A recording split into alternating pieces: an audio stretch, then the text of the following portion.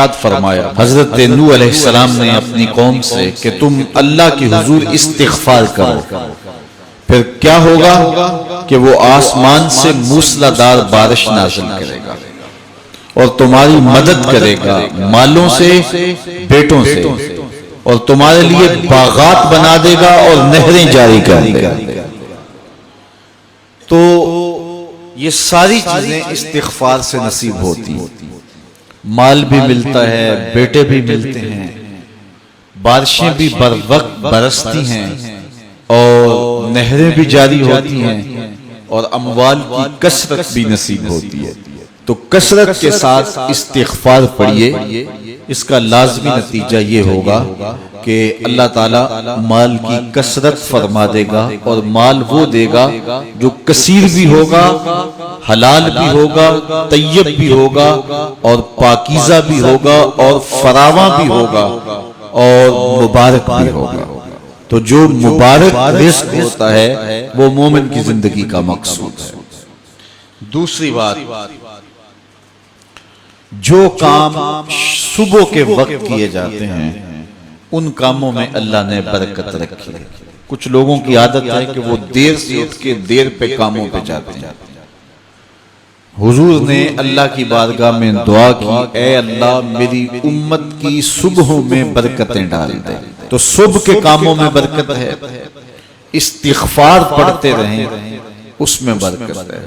اور وہ کتنا خوش نصیب ہے جو صبح کو کام پہ جا رہا ہے اور استغفار بھی پڑھتا جا رہا ہے، تو اللہ تعالیٰ اس کے کام میں برکت نازل فرمائے۔ تیسری چیز، جب اللہ تعالیٰ جل شانہ عطا کرے تو اس پر شکر کرے، شکر کرے گا تو اللہ اور زیادہ عطا کرے گا۔ وَلَئِن شَكَرْتُمْ لَأَزِيدَنَّكُمْ، یہ میرے رب کا سچا وعدہ ہے کہ میرے بندو جب تم میرا شکر ادا کرو گے میں اور زیادہ عطا کروں گا۔ کمزور لوگوں کو جب تم نوازتے ہو تو وہ دعائیں دیتے ہیں، تو اس کی دعا کی برکت سے تمہارے رزق میں اضافہ ہو جاتا ہے۔ تو کمزور لوگوں کے ساتھ حسن سلوک کیجئے، اس سے رزق کے اندر برکت نصیب ہو۔ ایک اور ذریعہ ہے رزق کے اضافے کا، اور وہ یہ کہ بعض بات آدمی کسی اور کو بھی اس میں شریک کر لیتا ہے، کمائی وہ نہیں کرتا لیکن اس کو وہ ساتھ اخراجات میں شریک کرتا ہے۔ اس کی ایک عمدہ مثال حضور کے زمانے میں اس طرح پیش آئی کہ ایک صحابی نے حضور کی خدمت میں آ کے شکایت کی کہ حضور کام کاج میں کرتا ہوں اور یہ جو میرا بھائی ہے یہ کام کاج نہیں کرتا، گھر سے اٹھ کے آپ کے پاس آ جاتا ہے اور صفحہ کے چبوترے پہ بیٹھا رہتا ہے اور آپ سے باتیں سنتا رہتا ہے اور حدیثیں یاد کرتا رہتا ہے، تو اس کو بھی چاہیے نا کہ میرے ساتھ کچھ وقت دے اور میری کاروبار میں مدد کروائے۔ اللہ اکبر۔ تو اس نے حضور سے یہ شکایت کیا کہ اپنے بھائی، تو حضور نے ارشاد فرمایا شاید تجھے بھی رزق اس کے صدقے سے مل رہا ہو۔ تو اس سے علماء نے ایک بات بیان کی ہے، وہ کہتے ہیں کہ یہ جو طلبائے دین ہوتے ہیں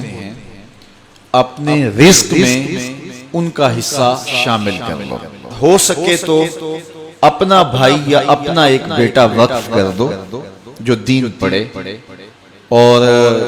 تم اس کی ذمہ داریاں اپنے ذمہ لے لو، اور اگر ایسا ممکن نہیں ہے تو پھر کم از کم کچھ دینی طلباء کی کفالت اپنے ذمہ لے لیں، اور جس طرح اپنے بچوں پر خرچ کرتے ہیں خوشی سے، آسودگی سے، اور ان کی ضروریات جس طرح پوری کرتے ہیں اس طرح دینی طلباء کی ضروریات بھی اسی انداز سے پوری کریں، تو اس حدیث کے آپ مصداق ہو جائیں گے، تو اللہ تعالیٰ آپ کو بہت نوازے گا، اور یہ رزق میں اضافے کا سبب اور ذریعہ ہوتا ہے۔ میں تو آج کل دوستوں کو یہ بھی کہتا ہوں کہ اپنے کاروبار کے اندر جو ہے وہ ادارۃ المصطفیٰ کو شامل کر لو، کچھ فیصد حصہ ادارۃ المصطفیٰ کا رکھ لو، تو تم پھر اپنے کاروبار کے اندر برکتیں اور رحمتیں اترتی ہوئی محسوس کرو گے۔ تو اللہ تعالیٰ جل شانہ اپنی رحمتوں سے ہم سب کو مالا مال فرمائے۔